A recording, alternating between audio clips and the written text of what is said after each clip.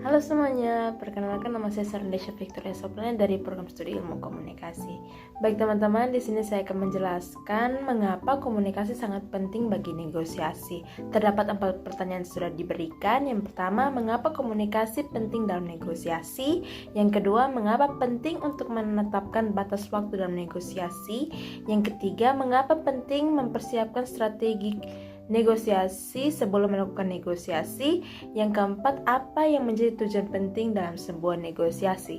Dari keempat pertanyaan ini, saya akan memilih 3 pertanyaan. Pertama, mengapa komunikasi penting dalam negosiasi? Yang kedua, mengapa penting untuk menetapkan batas waktu dalam negosiasi?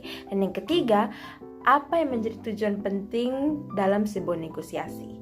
Jika komunikasi yang dibangun antara negosiator dan kliennya baik, maka makin baik juga kerjasama antara kedua belah pihak. Dalam lingkungan bisnis, negosiasi perlu dilakukan untuk proses transaksi yang mana dalam proses negosiasi tersebut kedua belah pihak dapat melakukan kerjasama. Yang kedua, mengapa penting untuk menetapkan batas waktu dalam negosiasi? Mengapa penting dalam menetapkan batas waktu dalam negosiasi ini? Karena ketika negosiator ingin mencapai atau ingin memberitahukan project atau strategi apa yang ingin ia berikan kepada kliennya, itu harus memenuhi persetujuan dan pemikiran yang kreatif antara dua belah pihak. Hal ini dilakukan supaya proses negosiasi tidak berlangsung berbelit-belit apalagi sampai keluar jalur.